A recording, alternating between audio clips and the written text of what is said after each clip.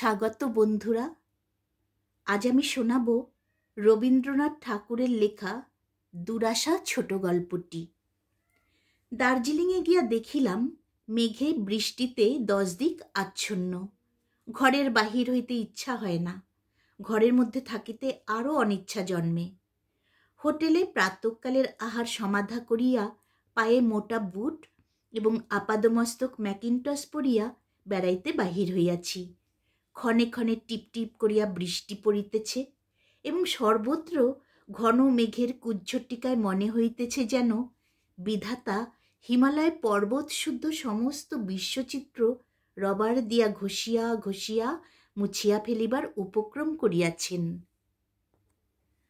জনশূন্য ক্যালকাটা রোডে একাকী পদচারণ করিতে করিতে ভাবিতেছিলাম, অবলম্বনহীন মেঘরাজ্যে আর তো ভালো লাগে না। শব্দস্পর্শ রূপময়ী বিচিত্রা ধরণীমাতাকে পুনরায় 5 ইন্দ্রিয় দ্বারা 5 রকমে আকরিয়া ধরিবার জন্য প্রাণ আকুল হইয়া উঠিয়াছে। এমন সময়ে অনতিদূরে রমণীকণ্ঠের সকরুণ রোদন গুঞ্জনধ্বনি শুনিতে পাইলাম। রোগশোক সংকুল সংসারে রোদনধ্বনিটা কিছুই বিচিত্র নহে। অন্যত্র অন্য সময় হইলে ফিরিয়া চাহিতাম কিনা সন্দেহ, কিন্তু এই অসীম মেঘরাজ্যের মধ্যে সে রোদন সমস্ত লুপ্ত জগতের একমাত্র রোদনের মতো আমার কানে আসিয়া প্রবেশ করিল। তাহাকে তুচ্ছ বলিয়া মনে হইল না। শব্দ লক্ষ্য করিয়া নিকটে গিয়া দেখিলাম গৈরিক বসনাবৃত্তা নারী, তাহার মস্তকে স্বর্ণকপিস জটাভার চূড়া আকারে আবদ্ধ, পথ প্রান্তে শিলাখণ্ডের উপরে বসিয়া মৃদু স্বরে ক্রন্দন করিতেছে। তাহা সদ্যশোকের বিলাপ নহে, বহুদিন সঞ্চিত নিঃশব্দ শ্রান্তি ও অবসাদ আজ মেঘান্ধকার নির্জনতার ভারে ভাঙিয়া উচ্ছ্বসিত হইয়া পড়িতেছে। মনে মনে ভাবিলাম, এ বেশ হইল, ঠিক যেন ঘরগড়া গল্পের মতো আরম্ভ হইল। পর্বতশৃঙ্গে সন্ন্যাসিনী বসিয়া কাঁদিতেছে, ইহা যে কখনো চর্মচক্ষে দেখিব এমন আশা কস্মিনকালে ছিল না। মেয়েটি কোন জাত ঠাহর হইল না। সদয় হিন্দি ভাষায় জিজ্ঞাসা করিলাম, কে তুমি, তোমার কি হইয়াছে? প্রথমে উত্তর দিল না। মেঘের মধ্য হইতে সজল দীপ্ত নেত্রে আমাকে একবার দেখিয়া লইল। আমি আবার কহিলাম, আমাকে ভয় করিও না, আমি ভদ্রলোক। শুনিয়া সে হাসিয়া খাস হিন্দুস্তানিতে বলিয়া উঠিল, বহু দিন হইতে ভয় ডরের মাথা খাইয়া বসিয়া আছি, লজ্জা শরমও নাই। বাবুজি, এক সময়ে আমি যে জেনানায় ছিলাম সেখানে আমার সহোদর ভাইকে প্রবেশ করিতে হইলেও অনুমতি লইতে হইত। আজ বিশ্ব সংসারে আমার পর্দা নাই। প্রথমটা একটু রাগ হইল। আমার চালচলন সমস্তই সাহেবী, কিন্তু এই হতভাগিনী বিনা দ্বিধায় আমাকে বাবুজি সম্বোধন করে কেন? ভাবিলাম, এখানেই আমার উপন্যাস শেষ করিয়া সিগারেটের ধোঁয়া উড়াইয়া উদ্যত নাসা সাহেবিয়ানা রেলগাড়ির মতো সশব্দে সবেগে সদর্পে প্রস্থান করি। অবশেষে কৌতূহল জয়লাভ করিল। আমি কিছু উচ্চভাব ধারণ করিয়া বক্র গ্রীবায় জিজ্ঞাসা করিলাম, তোমাকে কিছু সাহায্য করিতে পারি? তোমার কোনো প্রার্থনা আছে? সে স্থিরভাবে আমার মুখের দিকে চাহিল এবং ক্ষণকাল পরে সংক্ষেপে উত্তর করিল, আমি বদ্রাওনের নবাব গোলাম কাদের খাঁর পুত্রী। বদ্রাওন কোন মুল্লুকে এবং নবাব গোলাম কাদের খাঁ কোন নবাব এবং তাহার কন্যা যে কি দুঃখে সন্ন্যাসিনী বেশে দার্জিলিংয়ে ক্যালকাটা রোডের ধারে বসিয়া কাঁদিতে পারে, আমি তাহার বিন্দু বিসর্গ জানি না এবং বিশ্বাসও করি না। কিন্তু ভাবিলাম, রসভঙ্গ করিব না, গল্পটি দিব্য জমিয়া আসিতেছে। তৎক্ষণাৎ সুগম্ভীর মুখে সুদীর্ঘ সেলাম করিয়া কহিলাম, বিবি সাহেব, মাপ করো, তোমাকে চিনিতে পারি নাই। চিনিতে না পারিবার অনেকগুলি যুক্তিসঙ্গত কারণ ছিল। তাহার মধ্যে সর্বপ্রধান কারণ, তাহাকে পূর্বে কস্মিন কালে দেখি নাই। তাহার উপর এমনই কুয়াশা যে নিজের হাত পা কয়খানি চিনিয়া লওয়া দুঃসাধ্য। বিবি সাহেবও আমার অপরাধ লইলেন না এবং সন্তুষ্ট কণ্ঠে দক্ষিণহস্তের ইঙ্গিতে স্বতন্ত্র শিলাখণ্ড নির্দেশ করিয়া আমাকে অনুমতি করিলেন ব্যাঠিয়ে। দেখিলাম রমণীটির আদেশ করিবার ক্ষমতা আছে। আমি তাহার নিকট হইতে সেই সিক্ত শৈবালাচ্ছন্ন কঠিন বন্ধুর শিলাখণ্ডতলে আসন গ্রহণের সম্মতি প্রাপ্ত হইয়া এক অভাবনীয় সম্মান লাভ করিলাম। বদ্রাওয়ানের গোলাম কাদের খাঁর পুত্রী নুরুন্নিসা বা মেহেরুন্নিসা বা নূর উল মুলুক আমাকে দার্জিলিংয়ে ক্যালকাটা রোডের ধারে তাহার অনতি দূরবর্তী অনতি উচ্চ পঙ্কিল আসনে বসিবার অধিকার দিয়াছেন। হোটেল হইতে ম্যাকিন্টস পরিয়া বাহির হইবার সময় এমন সুমহৎ সম্ভাবনা আমার স্বপ্নেরও অগোচর ছিল। হিমালয় বক্ষে শিলাতলে একান্তে দুইটি পান্থ নরনারীর রহস্যালাপ কাহিনী সহসা সদ্য সম্পূর্ণ কবষ্ণ কাব্যকথার মতো শুনিতে হয়। পাঠকের হৃদয়ের মধ্যে দুরাগত নির্জন গিরিকন্দরের নির্ঝর প্রপাধ্বনি এবং কালিদাস রচিত মেঘদূত কুমার সম্ভবের বিচিত্র সঙ্গীত মর্মর জাগ্রত হইয়া উঠিতে থাকে। তথাপি এ কথা সকলকেই স্বীকার করিতে হইবে যে বুট এবং ম্যাকিন্টস পরিয়া ক্যালকাটা রোদের ধারে কর্দমাসনে এক দীনবেশিনী হিন্দুস্থানী রমণীর সহিত একত্র উপবেশনপূর্বক সম্পূর্ণ আত্মগৌরব অক্ষুণ্ণভাবে অনুভব করিতে পারে এমন নব্যবঙ্গ অতি অল্পই আছে। কিন্তু সেদিন ঘন ঘোর বাষ্পে 10 দিক আবৃত ছিল। সংসারের নিকট চক্ষুলজ্জা রাখিবার কোনো বিষয় কোথাও ছিল না। কেবল অনন্ত মেঘরাজ্যের মধ্যে বদ্রাওনের নবাব গোলাম কাদের খাঁর পুত্রী এবং আমি, এক নববিকশিত বাঙালি সাহেব, দুইজনে দুইখানি প্রস্তরের উপর বিশ্বজগতের 2 খণ্ড প্রলয়াবশেষের ন্যায় অবশিষ্ট ছিলাম। এই বিসদৃশ সম্মিলনের পরম পরিহাস কেবল আমাদের অদৃষ্টের গোচর ছিল, কাহারও দৃষ্টিগোচর ছিল না। আমি কহিলাম, বিবি সাহেব, তোমার এ হাল কে করিল? বদ্রাওন কুমারী কপালে করাঘাত করিলেন, কহিলেন, কে সমস্ত করায় তা আমি কি জানি। এত বড় প্রস্তরময় কঠিন হিমালয়কে কে সামান্য বাষ্পের মেঘে অন্তরাল করিয়াছে? আমি কোনরূপ দার্শনিক তর্ক না তুলিয়া সমস্ত স্বীকার করিয়া লইলাম। কহিলাম, তা বটে, অদৃষ্টের রহস্য কে জানে? আমরা তো কীট মাত্র। তর্ক তুলিতাম, বিবি সাহেবকে আমি এত সহজে নিষ্কৃতি দিতাম না, কিন্তু আমার ভাষায় কুলাইত না। দারোয়ান এবং বেহারাদের সংসর্গে যেটুকু হিন্দি অভ্যস্ত হইয়াছে, তাহাতে ক্যালকাটা রোডের ধারে বসিয়া বদ্রাওনের অথবা অন্য কোনো স্থানের কোনো নবাব পুত্রীর সহিত অদৃষ্টবাদ ও স্বাধীনিচ্ছাবাদ সম্বন্ধে সুস্পষ্টভাবে আলোচনা করা আমার পক্ষে অসম্ভব হইত। বিবি সাহেব কহিলেন, আমার জীবনের আশ্চর্য কাহিনী অদ্যই পরিসমাপ্ত হইয়াছে। যদি ফরমায়েশ করেন তো বলি। আমি শশব্যস্ত হইয়া কহিলাম, বিলক্ষণ, ফরমায়েশ কিসের? যদি অনুগ্রহ করেন তো শুনিয়া শ্রবণ সার্থক হইবে। কেহ না মনে করেন আমি ঠিক এই কথাগুলি এমনই ভাবে হিন্দুস্তানি ভাষায় বলিয়াছিলাম। বলিবার ইচ্ছা ছিল, কিন্তু সামর্থ্য ছিল না। বিবি সাহেব যখন কথা কহিতেছিলেন, আমার মনে হইতেছিল যেন শিশির স্নাত স্বর্ণ শীর্ষ স্নিগ্ধ শ্যামল শস্যক্ষেত্রের উপর দিয়া প্রভাতের মন্দ মধুর বায়ু হিল্লোলিত হইয়া যাইতেছে। তাহার পদে পদে এমন সহজ নম্রতা, এমন সৌন্দর্য, এমন বাক্যের অবারিত প্রবাহ। আর আমি অতি সংক্ষেপে খণ্ড খণ্ডভাবে বর্বরের মতো সোজা সোজা উত্তর দিতেছিলাম। ভাষায় সেরূপ সুসম্পূর্ণ অবিচ্ছিন্ন সহজ শিষ্টতা আমার কোনো কালে জানা ছিল না। বিবি সাহেবের সহিত কথা কহিবার সময় এই প্রথম নিজের আচরণের দীনতা পদে পদে অনুভব করিতে লাগিলাম।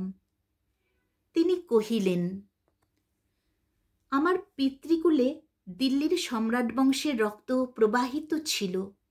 সেই কুলগর্ব রক্ষা করিতে গিয়া আমার উপযুক্ত পাত্রের সন্ধান পাওয়া দুঃসাধ্য হইয়াছিল। লখনৌয়ের নবাবের সহিত আমার সম্বন্ধের প্রস্তাব আসিয়াছিল। পিতা ইতস্তত করিতেছিলেন।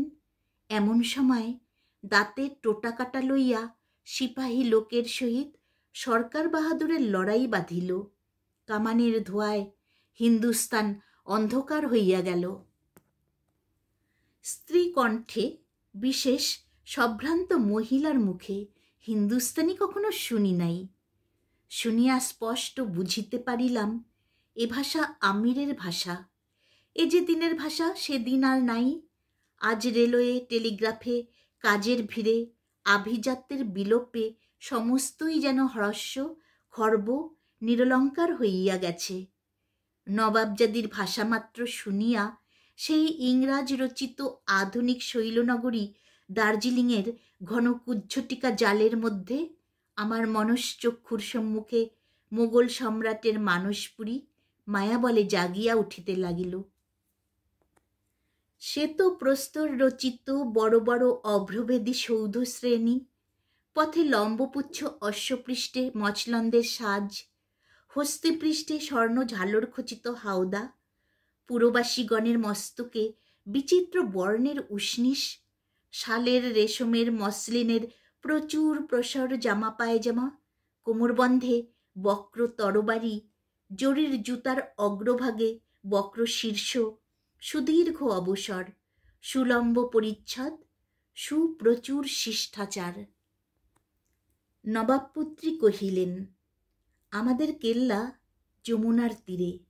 আমাদের ফৌজের অধিনায়ক একজন হিন্দু ব্রাহ্মণ। তাহার নাম ছিল কেশরলাল। রমণী এই কেশরলাল শব্দটির উপর তাহার নারীকণ্ঠের সমস্ত সঙ্গীত যেন একেবারে এক মুহূর্তে উপর করিয়া ঢালিয়া দিল। আমি ছড়িটা ভূমিতে রাখিয়া নড়িয়া চড়িয়া খাড়া হইয়া বসিলাম।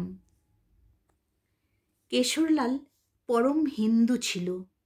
আমি প্রত্যহ প্রত্যুষে উঠিয়া অন্তঃপুরের গবাক্ষ হইতে দেখিতাম কেশরলাল আবক্ষ যমুনার জলে নিমগ্ন হইয়া প্রদক্ষিণ করিতে করিতে জোর করে ঊর্ধ্বমুখে নবোদিত সূর্যের উদ্দেশ্যে অঞ্জলি প্রদান করিত। পরে সিক্ত বস্ত্রে ঘাটে বসিয়া একাগ্র মনে জপ সমাপন করিয়া পরিষ্কার সুকণ্ঠে ভেরো রাগে ভজন গান করিতে করিতে গৃহে ফিরিয়া আসিত। আমি মুসলমান বালিকা ছিলাম, কিন্তু কখনো স্বধর্মের কথা শুনি নাই এবং স্বধর্ম সঙ্গত উপাসনা বিধিও জানিতাম না। তখনকার দিনে বিলাসে, মদ্যপানে, স্বেচ্ছাচারে আমাদের পুরুষের মধ্যে ধর্মবন্ধন শিথিল হইয়া গিয়াছিল এবং অন্তঃপুরের প্রমোদ ভবনেও ধর্ম সজীব ছিল না। বিধাতা আমার মনে বোধ করি স্বাভাবিক ধর্মপিপাসা দিয়াছিলেন, অথবা আর কোনো নিগূঢ় কারণ ছিল কিনা বলিতে পারি না। কিন্তু প্রত্যহ প্রশান্ত প্রভাতে নব উন্মেষিত অরুণালোকে নিস্তরঙ্গ নীল যমুনার নির্জন শ্বেত সোপানতটে কেশরলালের পূজা অর্চনা দৃশ্যে আমার সদ্য সুপ্তোত্থিত অন্তঃকরণ একটি অব্যক্ত ভক্তি মাধুর্যে পরিপ্লুত হইয়া যাইত। নিয়ত সংযত শুদ্ধাচারে ব্রাহ্মণ কেশরলালের গৌরবর্ণ প্রাণসার সুন্দর তনুদেহখানি ধূমলেশীন জ্যোতিষ শিখার মতো বোধ হইত। ব্রাহ্মণের পুণ্যমাহাত্ম্য অপূর্ব শ্রদ্ধাভরে এই মুসলমান দুহিতার মূঢ় হৃদয়কে বিনর্ম করিয়া দিত। আমার একটি হিন্দু বাদী ছিল। সে প্রতিদিন নত হইয়া প্রণাম করিয়া কেশরলালের পদধূলি লইয়া আসিত। দেখিয়া আমার আনন্দও হইত, ঈর্ষাও জন্মিত। ক্রিয়াকর্ম পার্বণ উপলক্ষে এই বন্দিনী মধ্যে মধ্যে ব্রাহ্মণ ভোজন করাইয়া দক্ষিণা দিত। আমি নিজে হইতে তাহাকে অর্থ সাহায্য করিয়া বলিতাম, তুই কেশরলালকে নিমন্ত্রণ করিবি না? সে জিভ কাটিয়া বলিত, কেশরলাল ঠাকুর কাহারও অন্নগ্রহণ বা দান প্রতিগ্রহ করেন না। এই রূপে প্রত্যক্ষে বা পরোক্ষে কেশরলালকে কোনো রূপ ভক্তিচিহ্ন দেখাইতে না পারিয়া আমার চিত্ত যেন ক্ষুব্ধ ক্ষুধাতুর হইয়া থাকিত। আমাদের পূর্বপুরুষের কেহ একজন একটি ব্রাহ্মণ কন্যাকে বলপূর্বক বিবাহ করিয়া আনিয়াছিলেন। আমি অন্তঃপুরের প্রান্তে বসিয়া তাহারই পূর্ণরক্ত প্রবাহ আপন শিরার মধ্যে অনুভব করিতাম এবং সেই রক্তসূত্রে কেশরলালের সহিত একটি ঐক্য সম্বন্ধ কল্পনা করিয়া কিয়ৎ পরিমাণে তৃপ্তিবোধ হইত। আমার হিন্দু দাসীর নিকট হিন্দু ধর্মের সমস্ত আচার ব্যবহার, দেবদেবীর সমস্ত আশ্চর্য কাহিনী, রামায়ণ মহাভারতের সমস্ত অপূর্ব ইতিহাস তন্ন তন্ন করিয়া শুনিতাম। শুনিয়া সেই অন্তঃপুরের প্রান্তে বসিয়া হিন্দু জগতের এক অপরূপ দৃশ্য আমার মনের সম্মুখে উদ্ঘাটিত হইত।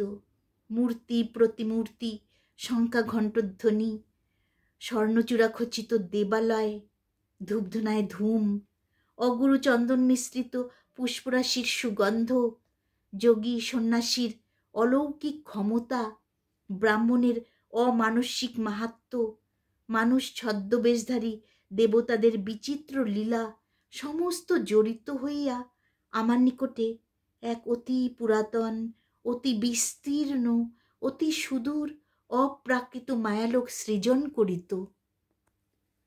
আমার চিত্ত যেন নির্হারা ক্ষুদ্র পক্ষীর ন্যায় প্রদোষকালের একটি প্রকাণ্ড প্রাচীন প্রাসাদের কক্ষে কক্ষে উড়িয়া উড়িয়া বেড়াইত। হিন্দু সংসার আমার বালিকা হৃদয়ের নিকট একটি পরম রমণীয় রূপকথার রাজ্য ছিল। এমন সময় কোম্পানি বাহাদুরের সহিত সিপাহী লোকের লড়াই বাঁধিল। আমাদের বদ্রাওয়ানের ক্ষুদ্র কেল্লাটির মধ্যেও বিপ্লবের তরঙ্গ জাগিয়া উঠিল। কেশরলাল বলিল, এইবার গোখাদক গোড়ালোককে আর্যাবর্ত হইতে দূর করিয়া দিয়া আর একবার হিন্দুস্থানে হিন্দু মুসলমানে রাজপদ লইয়া দ্রুত ক্রীড়া বসাইতে হইবে। আমার পিতা গোলাম কাদের খাঁ সাবধানী লোক ছিলেন। তিনি ইংরাজ জাতিকে কোনো একটি বিশেষ কুটুম্ব সম্ভাষণে অভিহিত করিয়া বলিলেন, উহারা অসাধ্য সাধন করিতে পারে, হিন্দুস্থানের লোক উহাদের সহিত পারিয়া উঠিবে না। আমি অনিশ্চিত প্রত্যাশায় আমার এই ক্ষুদ্র কেল্লাটুকু খোয়াইতে পারিব না। আমি কোম্পানি বাহাদুরের সহিত লড়িব না। যখন হিন্দুস্তানের সমস্ত হিন্দু মুসলমানের রক্ত উত্তপ্ত হইয়া উঠিয়াছে, তখন আমার পিতার এই বণিকের মতো সাবধানতায় আমাদের সকলের মনেই ধিক্কার উপস্থিত হইল। আমার বেগম মাতৃগণ চঞ্চল হইয়া উঠিলেন। এমন সময়ে ফৌজ লইয়া সশস্ত্র কেশরলাল আসিয়া আমার পিতাকে বলিলেন, নবাব সাহেব, আপনি যদি আমাদের পক্ষে যোগ না দেন, তবে যতদিন লড়াই চলে আপনাকে বন্দি রাখিয়া আপনার কেল্লার আধিপত্যভার আমি গ্রহণ করিব। পিতা বলিলেন, সে সমস্ত হাঙ্গামা কিছুই করিতে হইবে না, তোমাদের পক্ষে আমি রহিব। কেশরলাল কহিলেন, ধনকোষ হইতে কিছু অর্থ বাহির করিতে হইবে।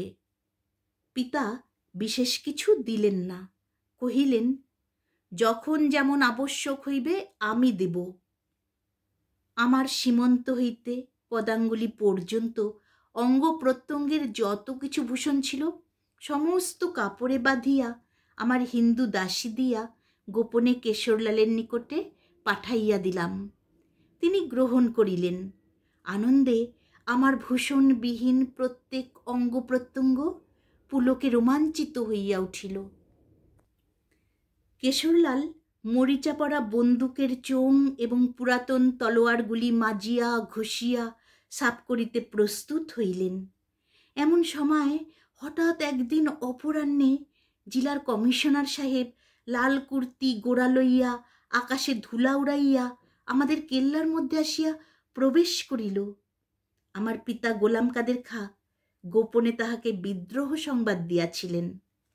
বদ্রাওনের ফৌজের উপর কেশরলালের এমন একটি অলৌকিক আধিপত্য ছিল যে তাহার কথায় তাহারা ভাঙ্গা বন্দুক ও ভোতা তরবারি হস্তে লড়াই করিয়া মরিতে প্রস্তুত হইল। বিশ্বাসঘাতক পিতার গৃহ আমার নিকট নরকের মতো বোধ হইল। ক্ষোভে দুঃখে লজ্জায় ঘৃণায় বুক ফাটিয়া যাইতে লাগিল। তবু চোখ দিয়া এক ফোঁটা জল বাহির হইল না। আমার ভীরু ভ্রাতার পরিচ্ছদ পরিয়া ছদ্মবেশে অন্তঃপুর হইতে বাহির হইয়া গেলাম। কাহারও দেখিবার অবকাশ ছিল না। তখন ধুলা এবং বারুদের ধোঁয়া, সৈনিকের চিৎকার এবং বন্দুকের শব্দ থামিয়া গিয়া মৃত্যুর ভীষণ শান্তি জল স্থল আকাশ আচ্ছন্ন করিয়াছে। যমুনার জল রক্তরাগে রঞ্জিত করিয়া সূর্য অস্ত গিয়াছে। সন্ধ্যাকাশে শুক্লপক্ষের পরিপূর্ণ প্রায় চন্দ্রমা। রণক্ষেত্র মৃত্যুর বিকট দৃশ্যে আকীর্ণ। অন্য সময় হইলে করুণায় আমার বক্ষ ব্যথিত হইয়া উঠিত, কিন্তু সেদিন স্বপ্নাবিষ্টের মতো আমি ঘুরিয়া ঘুরিয়া বেড়াইতেছিলাম, খুঁজিতেছিলাম কোথায় আছে কেশরলাল। সেই একমাত্র লক্ষ্য ছাড়া আর সমস্ত আমার নিকট অলীক বোধ হইতেছিল। খুঁজিতে খুঁজিতে রাত্রি দ্বিপ্রহরের উজ্জ্বল চন্দ্রালোকে দেখিতে পাইলাম রণক্ষেত্রের অদূরে যমুনার তীরে আম্র কানন ছায়ায় কেশরলাল এবং তাহার ভক্তভৃত্য দেউকীনন্দনের মৃতদেহ পড়িয়া আছে। বুঝিতে পারিলাম সাংঘাতিক আহত অবস্থায় হয় প্রভু ভৃত্যকে অথবা ভৃত্য প্রভুকে রণক্ষেত্র হইতে এই নিরাপদ স্থানে বহন করিয়া আনিয়া শান্তিতে মৃত্যু হস্তে আত্মসমর্পণ করিয়াছে। প্রথমেই আমি আমার বহুদিনের বুভুক্ষিত ভক্তিবৃত্তির চরিতার্থতা সাধন করিলাম। কেশরলালের পদতলে লুণ্ঠিত হইয়া পড়িয়া আমার আজন্য বিলম্বিত কেশজাল উন্মুক্ত করিয়া দিয়া বারংবার তাহার পদধূলি মুছিয়া লইলাম। আমার উত্তপ্ত ললাটে তাহার হিমশীতল পাদপদ্ম তুলিয়া লইলাম। তাহার চরণ চুম্বন করিবা মাত্র বহু দিবসের নিরুদ্ধ অশ্রুরাশি উদ্বেল হইয়া উঠিল। এমন সময়ে কেশরলালের দেহ বিচলিত হইল এবং সহসা তাহার মুখ হইতে বেদনার অস্ফুট আর্তস্বর শুনিয়া আমি তাহার চরণতল ছাড়িয়া চমকিয়া উঠিলাম। শুনিলাম নিমলিত নেত্রে শুষ্ক কণ্ঠে একবার বলিলেন, জল। আমি তৎক্ষণাৎ আমার গাত্র বস্ত্র যমুনার জলে ভিজাইয়া ছুটিয়া চলিয়া আসিলাম। বসন নিংড়াইয়া কেশরলালের আমিলিত ওষ্ঠধরের মধ্যে জল দিতে লাগিলাম এবং বাম চক্ষু নষ্ট করিয়া তাহার কপালে যে নিদারুণ আঘাত লাগিয়াছিল সেই আহত স্থানে আমার সিক্ত বসন প্রান্ত ছিঁড়িয়া বাঁধিয়া দিলাম। এমনি বার কতক যমুনার জল আনিয়া তাহার মুখে চোখে সিঞ্চন করার পরে অল্পে অল্পে চেতনার সঞ্চার হইল।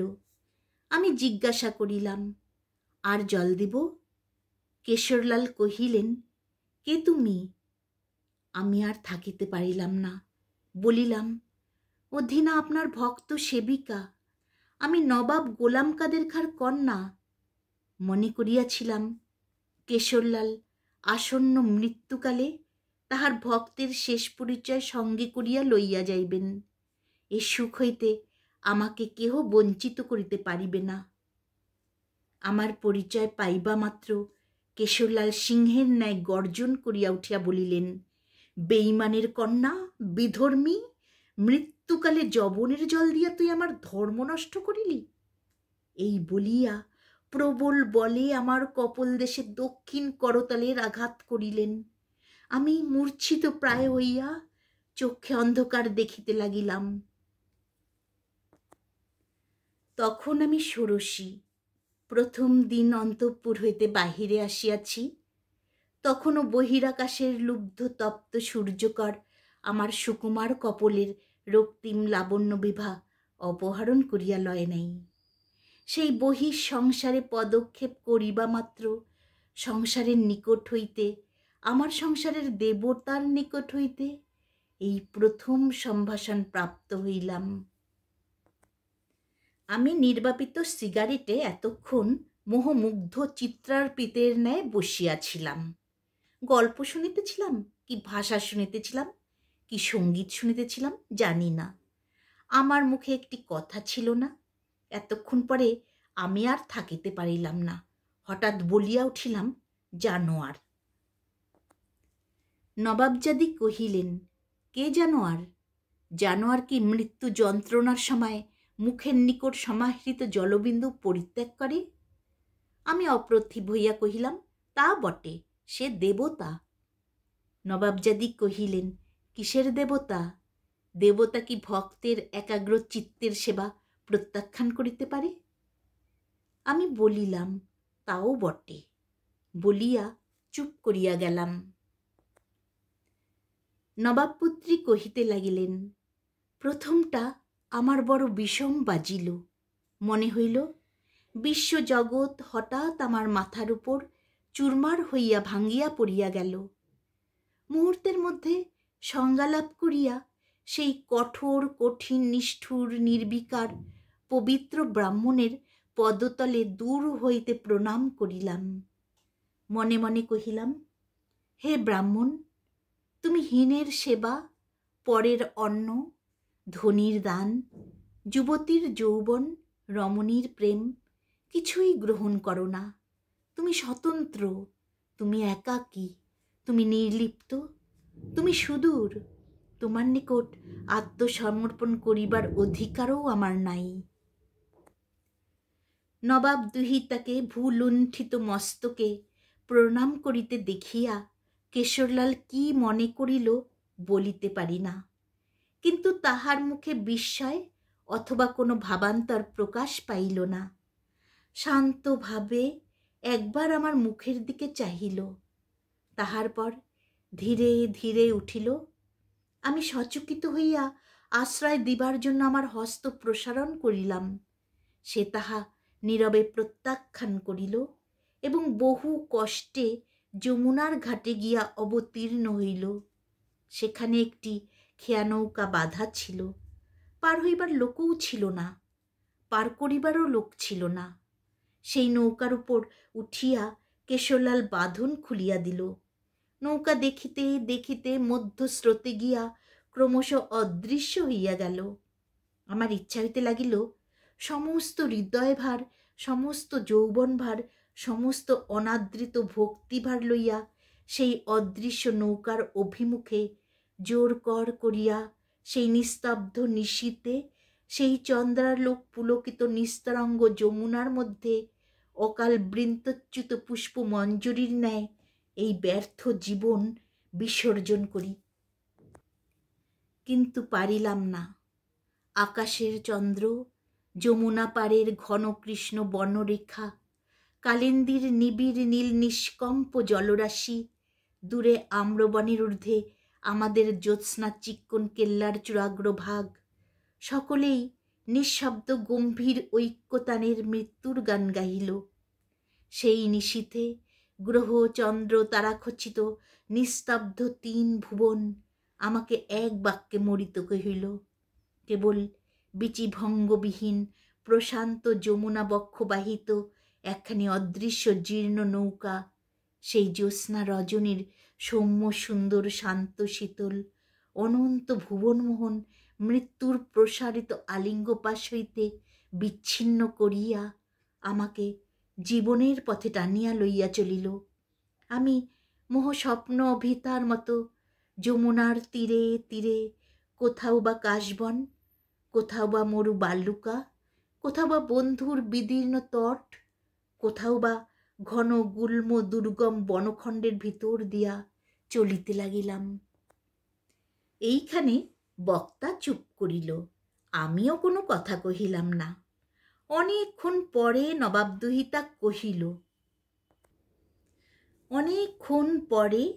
নবাবদুহিতা কহিল, ইহার পরে ঘটনাবলী বড় জটিল। সে কেমন করিয়া বিশ্লেষ করিয়া পরিষ্কার করিয়া বলিব জানি না। একটা গহন অরণ্যের মাঝখান দিয়া যাত্রা করিয়াছিলাম। ঠিক কোন পথ দিয়া কখন চলিয়াছিলাম সে কি আর খুঁজিয়া বাহির করিতে পারি? কোথায় আরম্ভ করিব, কোথায় শেষ করিব, কোনটা ত্যাগ করিব, কোনটা রাখিব, সমস্ত কাহিনীকে কি উপায়ে এমন স্পষ্ট প্রত্যক্ষ করিয়া তুলিব যাহাতে কিছুই অসাধ্য, অসম্ভব, অপ্রকৃত বোধ না হয়? কিন্তু জীবনের এই কয়েকটা দিনে বুঝিয়াছি অসাধ্য অসম্ভব কিছুই নাই। নবাব অন্তঃপুরের বালিকার পক্ষে বাহিরের সংসার একান্ত দুর্গম বলিয়া মনে হইতে পারে, কিন্তু তাহা কাল্পনিক। একবার বাহির হইয়া পড়িলেই একটা চলিবার পথ থাকেই। সে পথ নবাবী পথ নহে, কিন্তু পথ। সে পথে মানুষ চিরকাল চলিয়া আসিয়াছে। তাহা বন্ধুর বিচিত্র সীমাহীন, তাহা শাখা প্রশাখায় বিভক্ত, তাহা সুখে দুঃখে বাধা বিঘ্নে জটিল, কিন্তু তাহা পথ। এই সাধারণ মানবের পথে একাকিনী নবাবদুহিতার সুদীর্ঘ ভ্রমণ বৃত্তান্ত সুখশ্রাব্য হইবে না। হইলেও সেসব কথা বলিবার উৎসাহ আমার নাই। এক কথায় দুঃখ কষ্ট বিপদ অবমাননা অনেক ভোগ করিতে হইয়াছে, তবু জীবন অসহ্য হয় নাই। আতশবাজির মতো যত দাহন ততই উদ্দাম গতি লাভ করিয়াছি। যতক্ষণ বেগে চলিয়াছিলাম ততক্ষণ পুরিতেছি বলিয়া বোধ ছিল না। আজ হঠাৎ সেই পরম দুঃখের, সেই চরম সুখের আলোক শিখাটি নিবিয়া গিয়া এই পথ প্রান্তের ধূলির উপর জড় পদার্থের ন্যায় পড়িয়া গিয়াছি। আজ আমার যাত্রা শেষ হইয়া গেছে, এইখানেই আমার কাহিনী সমাপ্ত। এই বলিয়া নবাবপুত্রী থামিল। আমি মনে মনে ঘাড় নাড়িলাম। এখানে তো কোনো মতেই শেষ হয় না। কিছুক্ষণ চুপ করিয়া থাকিয়া ভাঙ্গা হিন্দিতে বলিলাম, বেয়াদবি মাপ করিবেন। শেষ দিককার কথাটা আর একটু খোলসা করিয়া বলিলে অধীনের মনের ব্যাকুলতা অনেকটা হ্রাস হয়। নবাবপুত্রী হাসিলেন। বুঝিলাম আমার ভাঙ্গা হিন্দিতে ফল হইয়াছে। যদি আমি খাস হিন্দিতে বাত চালাইতে পারিতাম তাহা হইলে আমার কাছে তাহার লজ্জা ভাঙ্গিত না। কিন্তু আমি যে তাহার মাতৃভাষা অতি অল্পই জানি, সেইটাই আমাদের উভয়ের মধ্যে বৃহৎ ব্যবধান, সেইটাই একটা আব্রু। তিনি পুনরায় আরম্ভ করিলেন, কেশরলালের সংবাদ আমি প্রায়ই পাইতাম, কিন্তু কোনো মতেই তাহার সাক্ষাৎ লাভ করিতে পারি নাই। তিনি তাতিয়া টুপির দলে মিশিয়া সেই বিপ্লবাচ্ছন্ন আকাশতলে অকস্মাৎ কখনো পূর্বে, কখনো পশ্চিমে, কখনো ঈশানে, কখনো নৈঋতে বজ্রপাতের মতো মুহূর্তের মধ্যে ভাঙ্গিয়া পড়িয়া মুহূর্তের মধ্যে অদৃশ্য হইতেছিলেন। আমি তখন যোগিনী সাজিয়া কাশীর শিবানন্দ স্বামীকে পিতৃ সম্বোধন করিয়া তাহার নিকট সংস্কৃত শাস্ত্র অধ্যয়ন করিতেছিলাম। ভারতবর্ষের সমস্ত সংবাদ তাহার পদতলে আসিয়া সমাগত হইত। আমি ভক্তিভরে শাস্ত্র শিক্ষা করিতাম এবং মর্মান্তিক উদ্বেগের সহিত যুদ্ধের সংবাদ সংগ্রহ করিতাম। ক্রমে ব্রিটিশ রাজ হিন্দুস্তানের বিদ্রোহবন্যী পদতলে দলন করিয়া নিবিয়া দিল। তখন সহসা কেশরলালের সংবাদ আর পাওয়া গেল না। ভীষণ প্রলয়ালোকের রক্তরশ্মিতে ভারতবর্ষের দূর দূরান্তর হইতে যে সকল বীরমূর্তি ক্ষণে ক্ষণে দেখা যাইতেছিল, হঠাৎ তাহারা অন্ধকারে পড়িয়া গেল। তখন আমি আর থাকিতে পারিলাম না। গুরুর আশ্রয় ছাড়িয়া ভৈরবী বেশে আবার বাহির হইয়া পড়িলাম। পথে পথে তীর্থে তীর্থে মঠে মন্দিরে ভ্রমণ করিয়াছি, কোথাও কেশরলালের কোনো সন্ধান পাই নাই। দুই একজন যাহারা তাহার নাম জানিত কহিল, সে হয় যুদ্ধে নয় রাজদণ্ডে মৃত্যুলাভ করিয়াছে। আমার অন্তরাত্মা কহিল, কখনো নহে, কেশরলালের মৃত্যু নাই। সেই ব্রাহ্মণ, সেই দুঃসহ জলদগ্নি কখনো নির্বাণ পায় নাই। আমার আত্মাহুতি গ্রহণ করিবার জন্য সে এখনো কোনো দুর্গম নির্জন যজ্ঞবেদিতে ঊর্ধ্বশিখা হইয়া জ্বলিতেছে। হিন্দু শাস্ত্রে আছে, জ্ঞানের দ্বারা তপস্যার দ্বারা শূদ্র ব্রাহ্মণ হইয়াছে। মুসলমান ব্রাহ্মণ হইতে পারে কিনা সে কথার কোনো উল্লেখ নাই। তাহার একমাত্র কারণ তখন মুসলমান ছিল না। আমি জানিতাম কেশরলালের সহিত আমার মিলনের বহু বিলম্ব আছে, কারণ তৎপূর্বে আমাকে ব্রাহ্মণ হইতে হইবে। একে একে 30 বৎসর উত্তীর্ণ হইল। আমি অন্তরে বাহিরে আচারে ব্যবহারে কায় মনোবাক্যে ব্রাহ্মণ হইলাম। আমার সেই ব্রাহ্মণ পিতামহীর রক্ত নিষ্কলুষ তেজে আমার সর্বাঙ্গে প্রবাহিত হইল।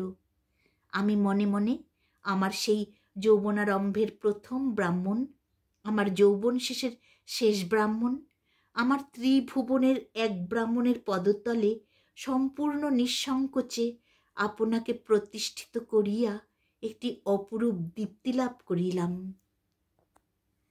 যুদ্ধ বিপ্লবের মধ্যে কেশরলালের বীরত্বের কথা আমি অনেক শুনিয়াছি, কিন্তু সে কথা আমার হৃদয়ে মুদ্রিত হয় নাই। আমি সেই যে দেখিয়াছিলাম, নিঃশব্দে জ্যোৎস্না নিশীথে নিস্তব্ধ যমুনার মধ্যস্রোতে একখানি ক্ষুদ্র নৌকার মধ্যে একাকী কেশরলাল ভাসিয়া চলিয়াছে, সেই চিত্রই আমার মনে অঙ্কিত হইয়াছে।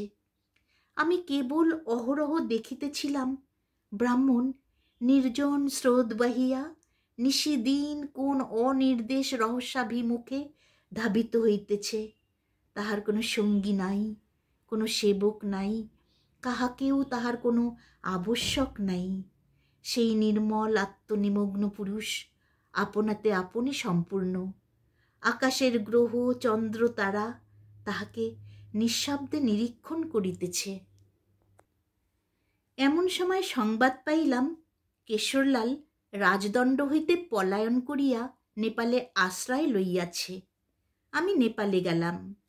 সেখানে দীর্ঘকাল বাস করিয়া সংবাদ পাইলাম কেশরলাল বহুকাল হইল নেপাল ত্যাগ করিয়া কোথায় চলিয়া গিয়াছে কেহ জানে না।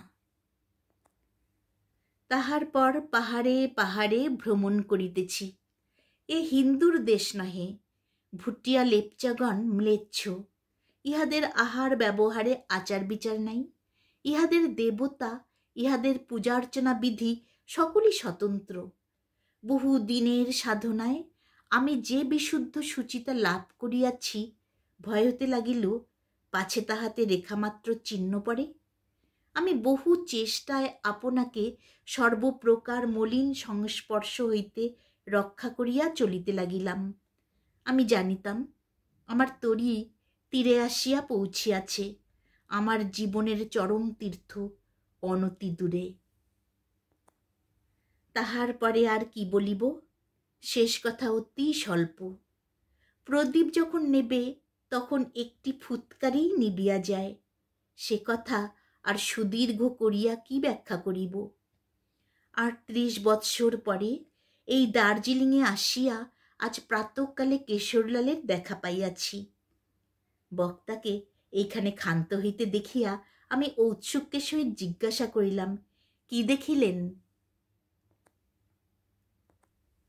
নবাবপুত্রী কহিলেন, দেখিলাম বৃদ্ধ কেশরলাল ভুটিয়া পল্লীতে ভুটিয়া স্ত্রী এবং তাহার গর্ভজাত পৌত্র পৌত্রী লইয়া ম্লান বস্ত্রে মলিন অঙ্গনে ভুট্টা হইতে শস্য সংগ্রহ করিতেছে।